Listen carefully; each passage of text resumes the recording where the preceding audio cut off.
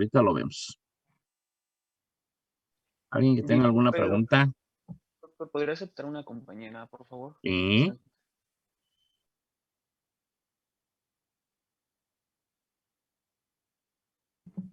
¿Alguien que tenga alguna pregunta? ¿No? ¿Todo entendido? Creo que sí. Ok, pues entonces empezamos. Entonces, nada más para acabar el anterior, porque me dijeron que habíamos llegado hasta hiperparásito, entonces solamente nos falta decir de ese subtema lo que es un pseudoparásito. Y un pseudoparásito es, pues, lo que en el laboratorio de parasitología em, reportan, informan que eso fue lo que encontraron. Es muy frecuente, y se los digo en realidad, de que es muy frecuente que los compañeros de los laboratorios a veces no tienen la experiencia, pues, y de ver esa parte.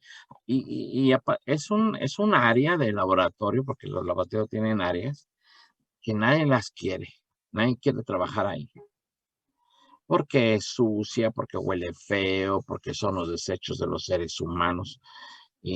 Pues, la verdad, a veces en ocasiones sí se pasa, ¿no? Pero bueno, es algo que se tiene que hacer, es parte de la necesidad que tiene el médico para poder entregar un resultado.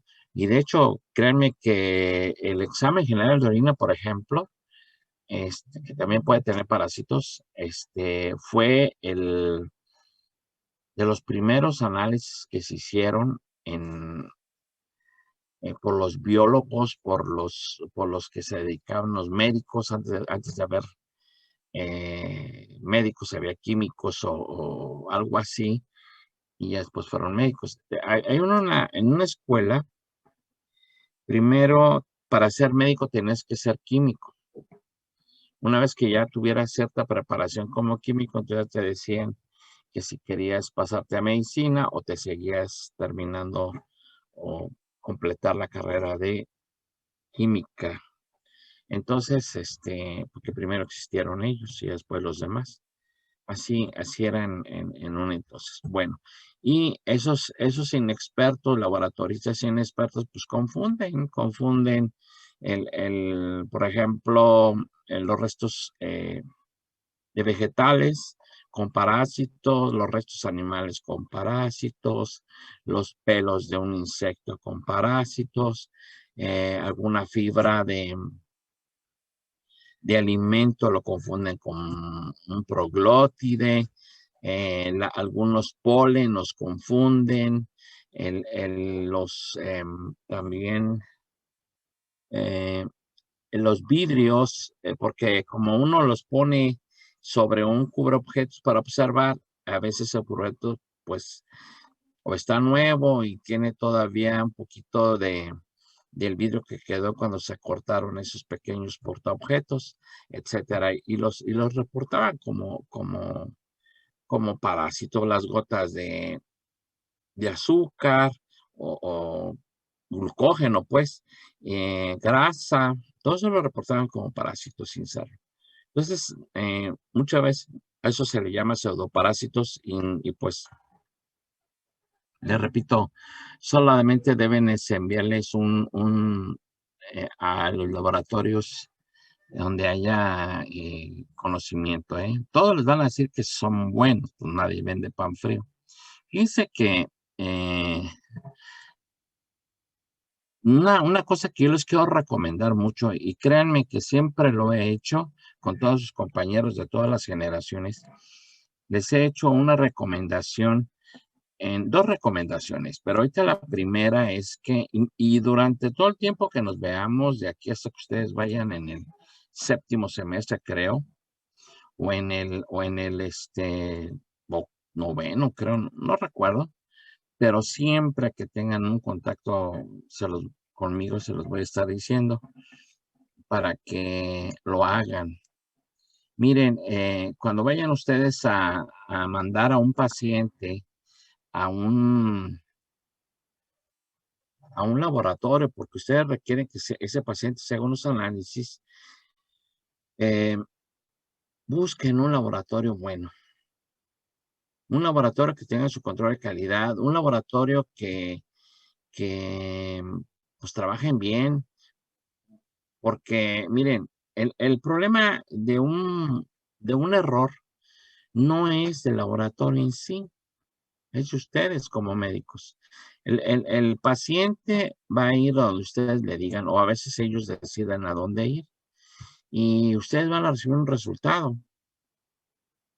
Entonces, con ese resultado, ustedes van a tomar sus decisiones para pues, cambiar tratamientos, para instalar un tratamiento o para dar las indicaciones al paciente para su mejoría.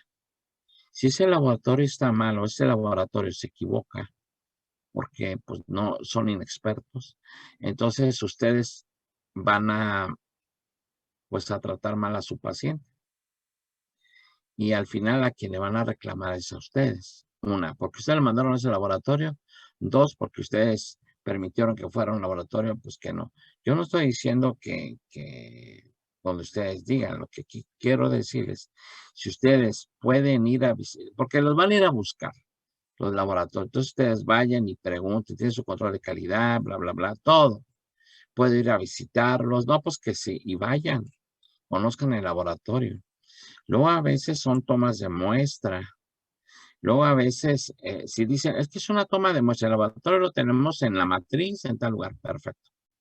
Vayan a la matriz y conozcan el laboratorio. Y ahí le preguntan, ¿me muestras tu control de calidad de tus análisis coprológicos? Como está aquí. Me lo muestras y que se lo muestren. Hay controles de calidad internos y controles de calidad externos. Entonces, que se los muestren. El interno es el de todos los días y el externo es cada mes. Entonces, que se los muestren y ya ustedes ven si no, pues que no lo tengo, no hacemos. No, pues entonces, perdón, pero pues no, así no. Entonces, yo les recomiendo mucho que cuando un laboratorio vaya y les diga que son los mejores del mundo, vayan ustedes y comprueben. Así nada más, me muestran sus controles y deben estar impresos. El de ayer y el de hoy lo van a imprimir al ratito, pero lo pueden tener ya sea en la pantalla o lo pueden tener en la libreta, pero que se los muestren. Y ya ustedes deciden si sí les parece o no les parece. Y ya. Bueno, y aparte de los precios, pero no se dejen seducir por lo que les es que si los manda conmigo, yo me voy a portar muy bien con usted y lo voy a tener en mi lista de médicos para que cuando usted requiera de un apoyo para ir a un congreso, pues cuente con nosotros. Cosas así, no caigan en eso. Mejor que ese apoyo se lo den a sus pacientes. Bueno, ya dije pues, buenas intenciones a lo mejor.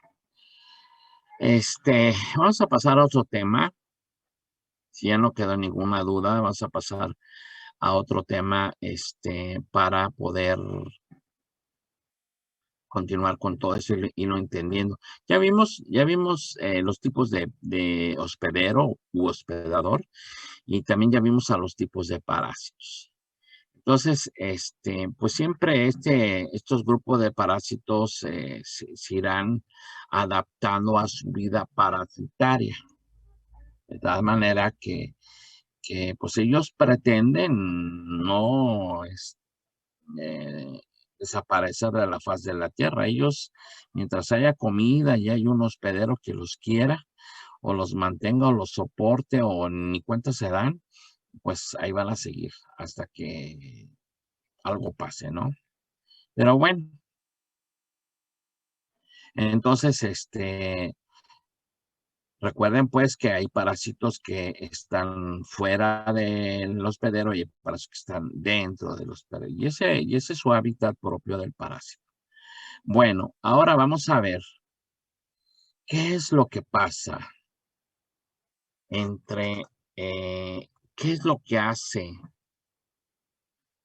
digamos, o cómo nos hace daño el parásito.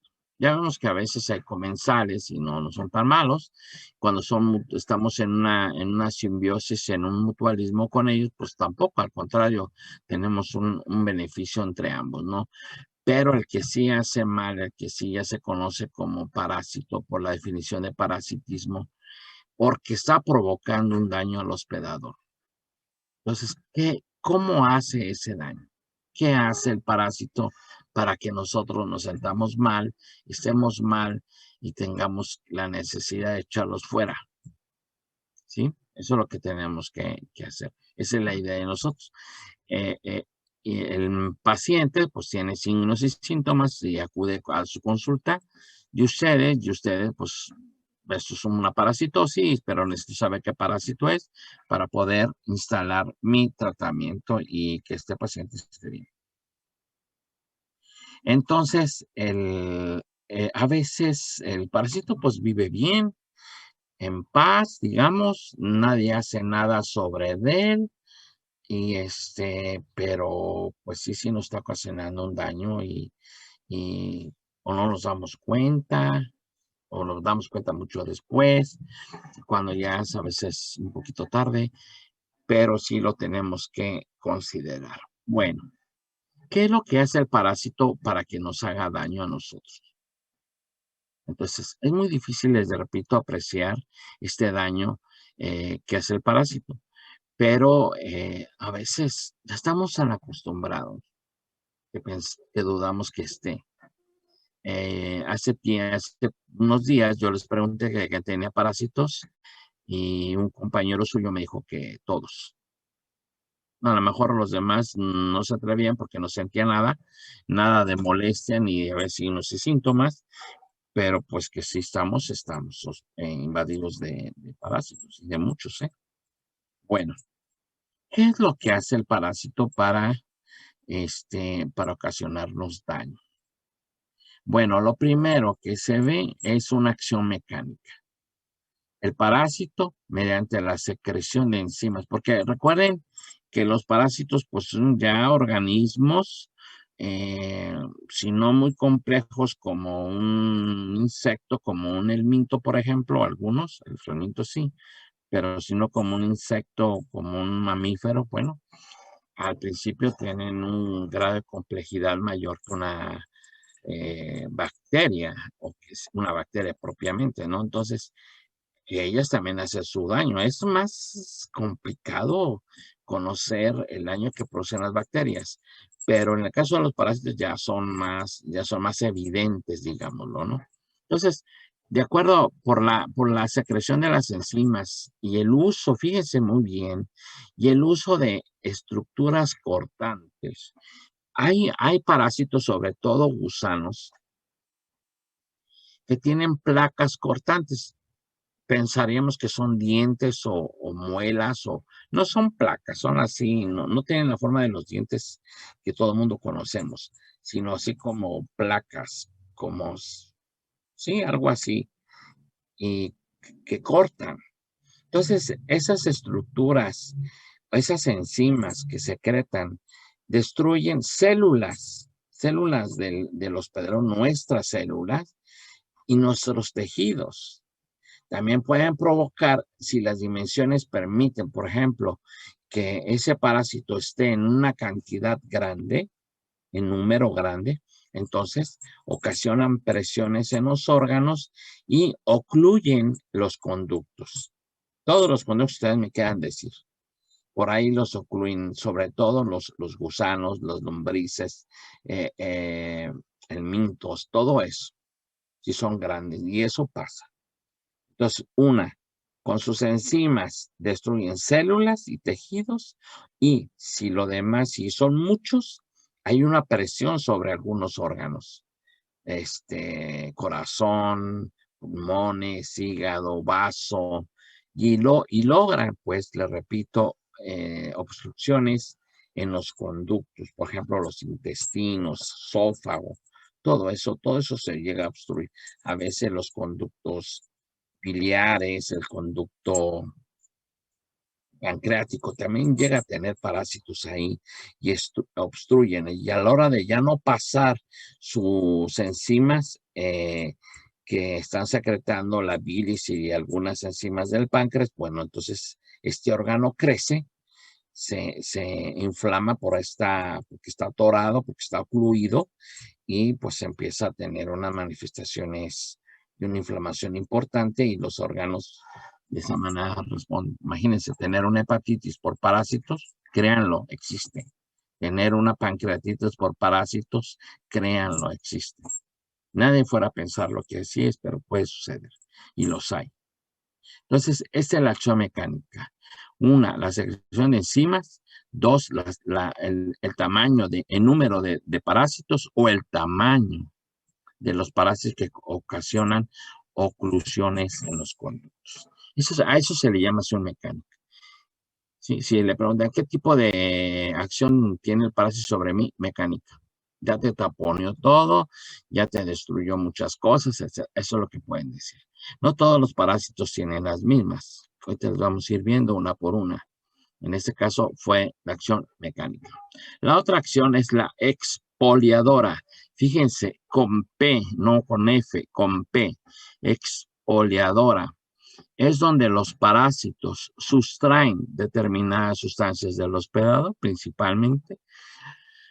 Aquellas sustancias como las vitaminas, sustancias nutritivas y sangre. Estas sustancias nutritivas, vitaminas y sangre son necesarias para esto. Fíjense que acabo de leer por ahí que, por ejemplo, muchas vitaminas, nosotros, un órgano, más bien, un ser mamífero, humano, sano, las bacterias que tiene producen dentro de sus otras cosas que tienen, las bacterias producen vitaminas, son fábricas de vitaminas. Entonces, por ahí no estamos. Lo que pasa es que a veces ya no tenemos suficientes vitaminas o ya no comemos o las acaban de hacer. No les sé decir bien exactamente, pero por ahí es algo nuevo que acaban de descubrir. No me tomen mucho en cuenta eso, pero bueno. Que nosotros las consumimos por medio de los vegetales, las cosas naturales, sí. Que ya después con el tiempo ya no, nuestro sistema digestivo ya no las puede absorber para que lleguen a la sangre, también eso es cierto. Y entonces las tenemos que consumir ya elaboradas en cantidades grandes, digamos una forma de decir, que hacen que de alguna manera nos estén llegando a nosotros por medio de la sangre que iban ya al hígado. Y el hígado es el laboratorio del cuerpo, si lo quieren ustedes decir así, es un órgano muy importante. Bueno, entonces la acción exfoliadora, los parásitos sustraen esas sustraimientos, las vitaminas y la sangre. Y estas sustancias son esenciales y vitales para la salud. Es como que, pues sí, el niño, el bebé, es parasitado, come poco porque no hay, o la poquita leche que tiene la mamá, pues llega a un parásito y se lo está acabando, porque el parásito también se lo quita, igual que la sangre. La sangre, si es un niño que está expuesto a las picaduras constantes, ustedes han de conocer alguno a lo mejor por ahí, a las picaduras constantes de los mosquitos, pues a veces, créanme, suena exagerado, pero a veces los llevan a un cuadro de anemia, esas picaduras de sangre. Yo me quedo asombrado cuando supe eso. Pues sí, es tanto lo que le sacan, como no tienen ni idea. No es que sea tanto lo que sacan en una vez, en muchas veces, porque los papás no hacen nada para enviarlo de ahí. ¿Quedó claro? Entonces, tenemos acción mecánica y acciones exfoliadoras. Exfoliadora cuando sacan las sustancias nutritivas, vitaminas y sangre. Esas se las comen los parásitos y no las quitan a nosotros. La mecánica ya dije que era la de forma oclusiones o presionan órganos de acuerdo al tamaño de los sobre todo los gusanos, que son los que están ahí. También tiene una acción tóxico-alérgica. Este tipo de acciones incluso las comparten con con las bacterias, que es la principal acción para hacer daño al hospedero. En el caso de las bacterias, también son sustancias tóxicas y que nos hacen daño. Entonces aquí esas secreciones y excreciones, pues, de que tienen o que hacen que tienen o excretan o secretan y excretan los parásitos, son sustancias tóxicas o inductoras de procesos alérgicos. Entonces empezamos a tener, ¿qué es esto? O sea, uno que procesos alérgicos o tóxicos. Miren, cuando se dice sustancias tóxicas, estamos hablando de que estos parásitos secretan toxinas. Y las toxinas, por lo general en parasitosis y en muchas bacterias, por lo general, que si son bacterias y parásitos del aparato digestivo, por lo general estas sustancias tóxicas inducen los cuadros diarreicos. Las toxinas que secretan inducen los cuadros diarreicos en los pacientes. Hablo de que las diarreas no solamente la producen los parásitos, sí, 5 causas producen los parásitos. Las 5 causas son de diarrea. Producen diarrea y la diarrea es, por ejemplo, no nomás, tienes diarrea, son parásitos. No, también pueden ser bacterias, también puede ser virus. Los virus también producen diarreas por las mismas sustancias tóxicas. Pero bueno, también hay intoxicaciones alimentarias que no son problema de nosotros, o sea, pues comemos alimentos procesados industrialmente y ahí tienen algunas sustancias que no todos, pero a alguno de nosotros nos puede ocasionar un cuadro diarreico, al igual que también, y tengan mucha ojo con esto, algunos medicamentos también nos producen alguna diarrea, ya sea porque ese medicamento lo dimos exprofeso para tener una diarrea o es parte de las reacciones secundarias que puedan tener. Yo he leído por ahí que por ejemplo, algunos complejos vitamínicos llegan a producir diarreas en algunos casos. Nos quedan 10 minutos, nos volvemos a conectar en cuanto se acaben, ¿eh? Por favor. Entonces, esto es muy importante que sea. Entonces, ya tenemos la acción mecánica, la acción exfoliadora, la acción tóxico-alérgica. Y a veces algunas cosas nos hacen daño, nos salen ronchas. Muchas cosas nos inducen estos parásitos. Hay otro tipo de acciones, no son tan frecuentes, pero bueno, sí es importante señalarlas. Por ejemplo, inducen cambios en las células y los tejidos, como son las hipertrofias, que yo me imagino que a estas alturas el doctor Giovanni ya les ha de haber explicado bastante bien lo que son las hipertrofias, las hiperplasias, las metaplasias y las neoplasias.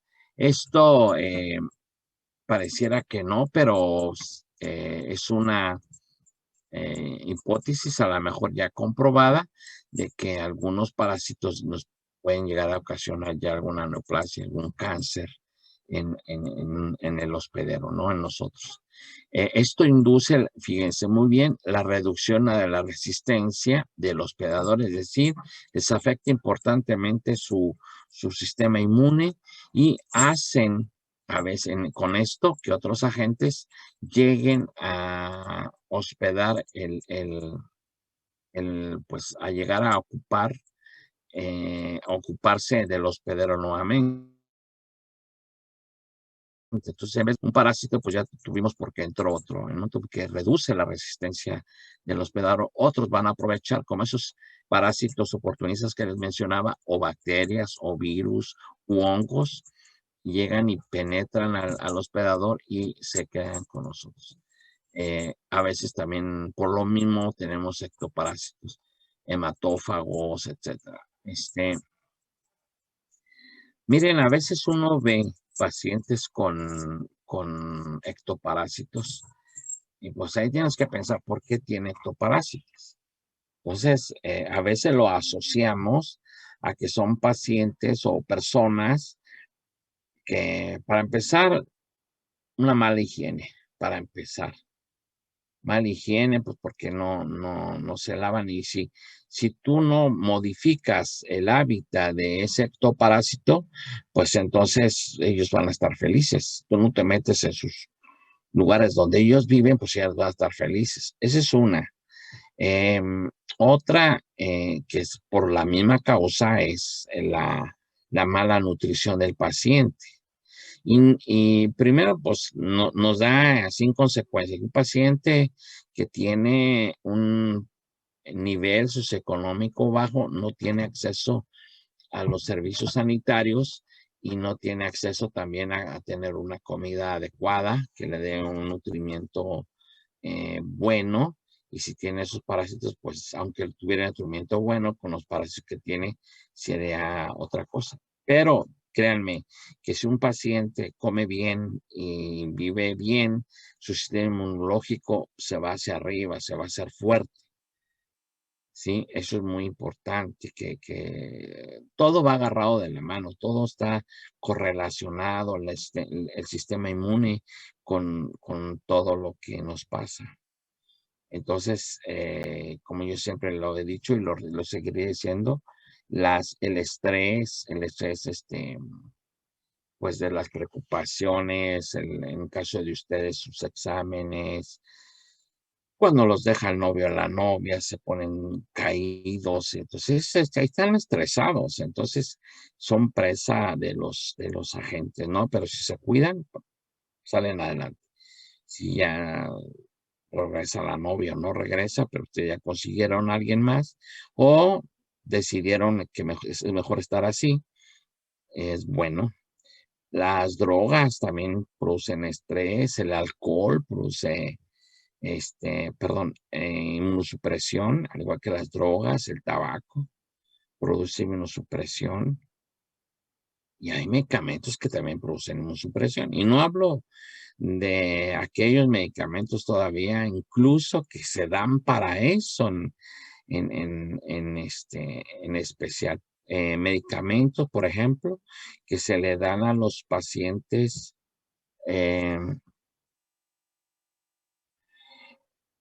receptores de órganos, esos que son trasplantados, se le tiene que dar medicamentos para inhibir la respuesta al rechazo.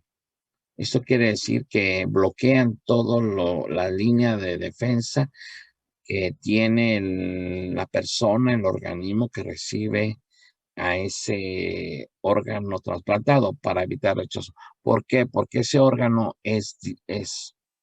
no es propio, aunque somos la misma especie, pero puede tener en su estructura celular exterior de un riñón, por ejemplo, haber antígenos que nosotros, si somos los que vamos a recibir riñón, los rechacemos porque no son nuestros. Esos antígenos no son nuestros y en consecuencia los rechazamos. Entonces, todo eso induce, de esa manera, de esas acciones, se vale el parásito para hacernos daño. ¿Alguna pregunta, jóvenes, sobre esto? No, realmente no. No, no los escuché, ¿eh? ¿Alguien, De momento alguna no, pregunta profesor. que no haya quedado claro? Es bien importante porque esto es lo que ustedes se van a dar cuenta. Esto es lo que tienen que ver ¿Por qué está enfermo el paciente que tiene parásitos? Esto es lo que sucede. Ustedes lo tienen que saber para poder. Ya después vamos a saber quién está ocasionando todo esto. Aquí lo podemos ir adivinando. Pero pues de esa familia pues hay muchos y tenemos que tener esa seguridad. ¿No hay preguntas? No. Creo que no, No. químico. Ok, muy bien. Sigamos pues. Entonces ahora, miren, este tema que sigue, yo siempre he procurado no tocarlo. Porque esto mejor, y yo creo que ya lo empezaron a ver con su maestra, no recuerdo, su maestra que les da, la doctora que les da inmunología. Yo creo que esta parte ya la vieron y o la están viendo, no sé, entonces dejemos que ella, pues dé del tema como debe de ser. Yo nada más, pues lo vamos a mencionar que existe una capacidad de resistir y destruir, pues, a los diferentes invasores que tenemos, como virus, bacterias, protozoos, hongos. Un sistema nosotros, el cuerpo de los animales. Acuérdense que nosotros estamos dentro de esa clasificación de animal para defendernos. Entonces, esa capacidad que tenemos recibe el nombre de resistencia o inmunidad. Cuando un hospedador no es infectado por un parásito determinado, se dice que es resistente. ¿Qué quiere decir? Pues que a mí no me hizo nada. Sí andaban parásitos por aquí, pero a mí no me pasó nada. ¿Por qué? Porque estoy armado muy bien. ¿Sí? Al contrario, cuando puede ser parasitado por cualquiera de estos que anden por ahí, bueno, entonces yo soy susceptible. Hay un dicho que dice que al perro más flaco se le suben las pulgas. Ese perro flaco es susceptible a las pulgas. Pero bueno, eso es una manera para explicar esto.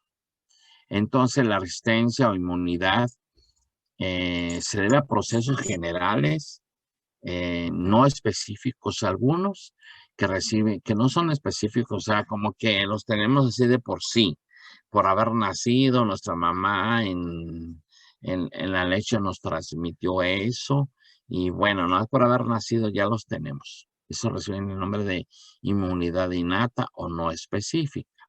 Luego viene la inmunidad que está relacionada con procesos que van a actuar estrictamente y específicamente sobre algunos organismos extraños. Eso se le conoce como inmunidad adquirida o específica, como es el caso de las vacunas. Bueno, hay